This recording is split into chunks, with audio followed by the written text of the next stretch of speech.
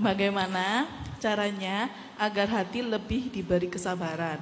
Saya tidak mendengarkan orang lain ngomong apa, tapi anak saya sekarang lagi dirawat di rumah sakit dari Jumat kemarin. Kan nyari ayahnya, ayah kemana mami, kok nggak ngurusin saya? Saya menjelaskan ke anak saya bagaimana, itu yang saya tanyakan. Kondisi ayah sekarang gimana? Saya telepon, saya kasih tahu anaknya masuk UGD dan masuk di rumah sakit, juga nggak ada respon.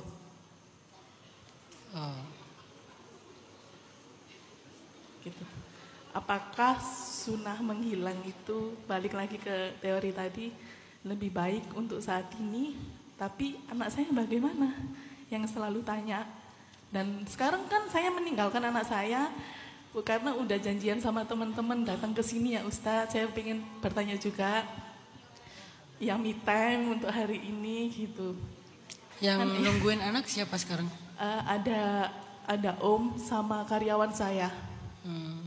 Kebetulan saya sakit apa Mbak? Usahanya saya perias Ustadz. Jadi saya kerjanya 1:30 pagi. MUA ya. MUA sama buka salon di rumah.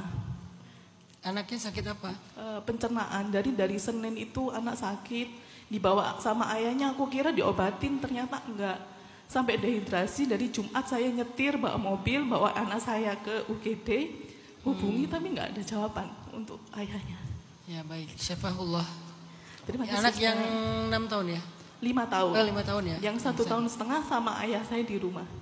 Oh, kalau ini normalnya tinggal sama ayahnya juga? Semua tinggal sama saya Ustadz. Sama saya kan punya ayah. Kakeknya.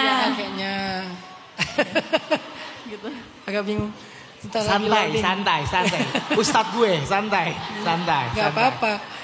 Oh, yang tadi ditelepon itu suami kan? Mantan suami. Ayahnya. Ya, mantan Sekarang suami. mereka anak-anak tinggal sama kakeknya. Sama saya dan kakeknya. Saya kan tinggal sama ayah aja di rumah. Gitu. Kalau untuk mendengarkan orang ngomong apa, saya sudah masa bodoh Ustaz. Udah tapi ada di fase bisa cuek. Ya. Saya sakit, mami, ayah kemana? Gitu, ayahnya nggak mau ngerti.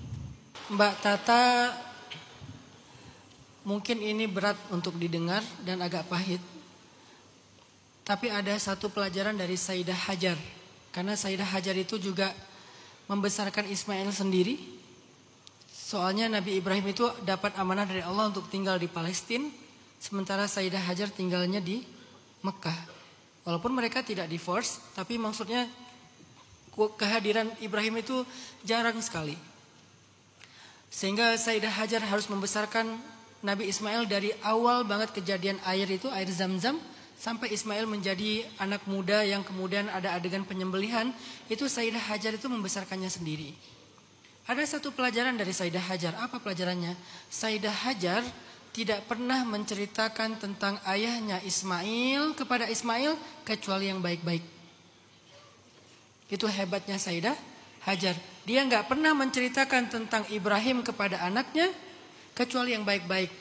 Walaupun emang Ibrahim itu seorang nabi, nggak mungkin ada yang buruk. Tapi kan subjektivitasnya seorang perempuan kadang-kadang ada masa dia bete, dia marah. Dan itu nggak pernah dia tunjukkan kepada Ismail tentang suaminya. Betenya Hajar, marahnya Hajar, keluh kesahnya Hajar. Nggak pernah ditunjukkan kepada Ismail. Kenapa? Karena salah satu di antara hal yang penting bagi Hajar adalah dia pengen memastikan hubungan anaknya dengan ayahnya tetap baik. Ini pelajaran dari Sayyidah Hajar. Maka walaupun ini berat untuk didengar, Mbak Tata, masalah antara kita dengan pasangan kita, biarkan itu antara kita aja. Kalau bisa, anak tetap melihat ayahnya dengan hal yang wajar, hal yang masih normal, hal yang masih bisa dia tolerir. Kenapa? Karena itu penting bagi perkembangan psikologi dia. Itu penting untuk pertumbuhan dia. Bukan tentang suaminya. Bukan tentang suaminya Mbak Tata, tapi tentang anaknya Mbak Tata.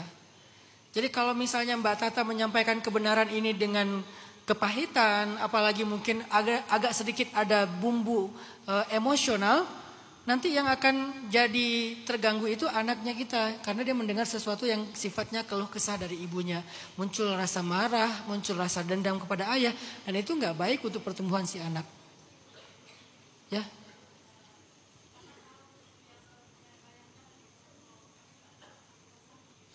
Ya, dia tahu ayahnya lagi nongkrong tapi nggak ke rumah sakit. Artinya walaupun berat, kita perlu menetralisir perasaan anak ini dengan sedikit menjaga posisi ayahnya. Angle-nya demi anak, bukan demi suami. Kalau demi suami mungkin Mbak Tata ada rasa yang nggak nyaman, nggak rela melakukan itu. Tapi demi anak, dia harus mendengar mungkin sebuah excuse atau uzur. Kan kita bisa membuat uzur-uzur. Ya waktu itu ayah sebetulnya bukan nongkrong, itu lagi ada pertemuan. Mungkin pertemuannya emang di tempat ngopi segala macam. Ayah lagi sibuk, insya Allah ayah datang segala macam. Kita coba cari uzur sebanyak mungkin demi siapa? Demi anak. Kalau ada yang di luar kendali kita, akhirnya dia punya perasaan nggak nyaman, maka kita usahakan sebisa kita untuk membangun lagi dan merekonstruksi kembali perasaan itu. Kenapa? Demi anak. Lagi-lagi ini bukan tentang kita dengan pasangan, tapi tentang anak. Kalau dia sampai kemudian terlibat dalam ketidaknyamanan ibu atau ketidaknyamanan ayah, itu secara psikis anak itu akan sedikit bermasalah, kasihan dianya. Dan saya pernah juga menangani kasus-kasus kayak gini bersama para psikiater dan psikolog. Karena kan kita punya rumah menampung pasien mental kan. Di tempat kita itu ada psikolog, ada psikiater, ada saya juga, ada beberapa terapis. Kita berkolaborasi lah. Ternyata emang itu penting untuk pertumbuhan anak. Makanya banyak dari korban rumah tangga yang tidak utuh, itu kan pasti anak kan. Kenapa bisa anak? Karena anak ini mungkin tidak mendapatkan pemahaman dan kenyamanan tentang peran ayah dan ibu secara baik. Walaupun keadaannya setiap orang punya takdirnya sendiri-sendiri, tapi setidaknya dia diajarkan untuk memahami sisi-sisi baik dari kondisi-kondisi yang tidak normal itu. Ayah kayak gini, ibu kayak gini, itu tuh dibangun sehingga tidak muncul rasa marah yang besar dan dendam yang luar biasa kepada salah satunya. Jadi kalau bahasa vulgarnya, bisa nggak kita tidak melibatkan anak kita tentang apa yang kita rasakan dengan pasangan kita. Dan itu perjuangan kita. Sampai saatnya dia mampu mendengar kenyataan itu. Sampai saatnya dia siap mendengar kenyataan itu ketika dia sudah matang atau sudah dewasa. Allahu a'lam.